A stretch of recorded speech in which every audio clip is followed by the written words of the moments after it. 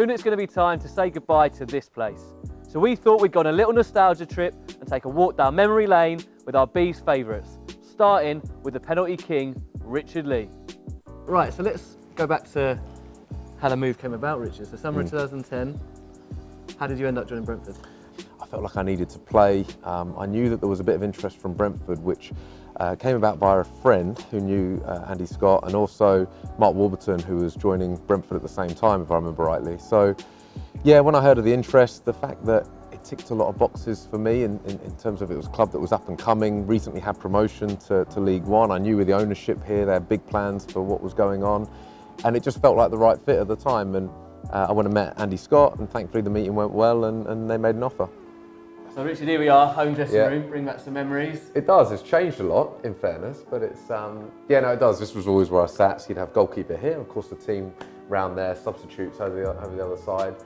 They've made a few upgrades in here though. I see a massive TV now and a few inspirational, motivational quotes, so it's nice. Who was going around before a game that would be getting into everyone or anything like that? Anyone in particular? Do you know what? A lot of the lads did it in their own ways. Right. So, I mean, Jonathan Douglas, I think most fans know as well, he was a really strong character. So, for me, he was a vital part of the team. And although I was captain for a long period of time during that season, certainly the second season, for me, he was always the captain. I saw that.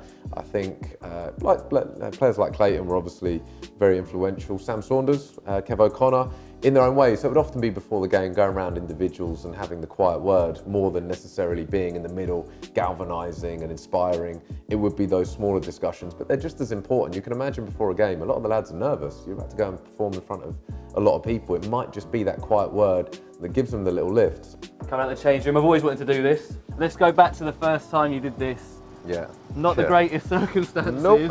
It was a Kevin O'Connor testimonial. Yeah. Fulham. Talk me through what happened that day. Yeah, well, I'm going to make a load of excuses now, okay? So, I hadn't played for a long period of time. Yeah. That's my first excuse.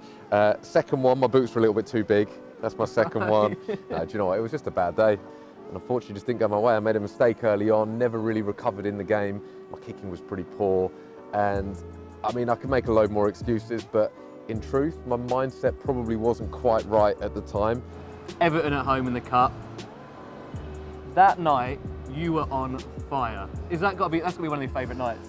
Yeah, probably my best game I've ever played, if I'm honest. I think for a few reasons, again, I knew that it was a bit of a make or break because of what had happened before, the Fulham game, because of the issues I'd had with the manager at the time. I knew that it was a game that, had it gone badly, had we lost 4 or 5, it may well have been my last game for Brentford. I think that's a fair statement. It was interesting. I remember it was here, wasn't it? On the corner, I've come out spread, they scored to go 1-up early on. And I remember some of the groans in the crowd, and I remember some of the comments in the crowd as well, which of course at the time, I don't blame them, I'd had a bad time up to that point. But it was then, after that, if I remember rightly, I made 2 or 3 saves down here, one where I came out and spread, one dive into my... I can still picture them, which is, you know, for this many years on, I think because that was the most I ever felt in the zone, where I felt like it was, certainly as the game went on, more and more confident, going into the second half, a couple of the saves I made down there with Fellaini and Arteta. So when it finally got to the penalties, it's easy to say now, but I knew we'd win. I just felt that was the most confident I've ever felt. So that Beckford save, yeah. Where does that one rank? Oh, it's up there for the moment itself. But when he stepped up, and I knew at the time he was struggling a bit for confidence just from what I'd seen in the game, but also in the papers recently or whatever. So you'd pick up on that kind of stuff? Oh, of course, yeah, yeah. So when he stepped up, and I knew I had the beating of him when he stepped up, like the look, the body language, so I felt even bigger.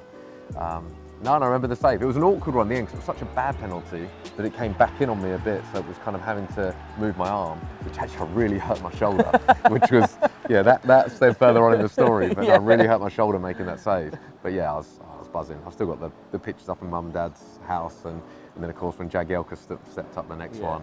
Yeah, and that feeling when Jagielka hit the post, yeah, I can still picture it. It was incredible, and everyone flooding onto the pitch in the way they did. It was amazing. There's that great photo of you with your finger up. It's a brilliant moment, and it's one that, in this place, is one of the most special moments that I can remember recently. Thank you. I imagine, you touched on it with the Everton stuff, you must hear so much as a goalkeeper because you're the closest to the fans. You hear everything, yeah. I mean, players will say they block it out, but you can always hear it. And certainly early on, I was really aware, Fulham game in particular, as I'm walking off. I was really aware as to the feeling. So I went from Watford, where obviously the crowd was much bigger at Watford, but it's fair to say that it's a lot louder here. And I think part of that is the fact that it's so condensed and you've got such a core of fans here that are singing throughout the game. I noticed that even in that first game, as much as it wasn't a great day personally, instantly it was a realisation of, okay, this is what Brentford is. And I actually did play a pre-season friendly here for Watford years ago when I was a kid. I think I was only 18 or 19. I came on in the second half, I remember, and I got a bit of a taste for it then. Yeah. And I felt it again when I came. So actually, some of the games I played here, you know, when it really got going, it was an incredible place. I really hope they managed to keep that when they moved to the new place. Worst moments of your Brentford career, would you say the injury against Orient near to the JPT final? Yeah, well, I think for the fact that the season had just gone from strength to strength, from such a bad start to improving in the way that it did, and I felt really good. I felt really comfortable game in, game out. I felt like I'd really established myself, and obviously looking forward to the final, having felt that I played a good part in the build-up to that final. It's just one of those things, you know. I remember it. I again still remember the pain. I remember Carly coming up to me. I remember lying on the floor, knowing instantly that I'd done something quite bad. Yeah, I remember how upset I was walking off, because I knew instantly that wasn't going to be an injury that I could recover from that quickly. Right, Richard, here we are. We're on the bench. No player wants to be here, but every player has to spend some kind of time on the duty at some point. For a goalkeeper, is it a bit different? Because realistically, the only circumstance you're going to get on that pitch is if your mate gets injured or sent off, really. Yeah. Well, that's it. As a goalkeeper, you get your chance one of three ways: an injury, a sending off, or a loss of form. And none of them are positive, of course. So, and it was okay. I mean, you don't want to be on the bench, but I think there wasn't many times I sat here and I felt I should be playing. And that's me being honest. I think the way that Simon Moore progressed, I think he got to the point where he was bigger, stronger, faster than me, and I felt like he deserved to play. The same with David Button. You know, even now, he's a fantastic goalkeeper.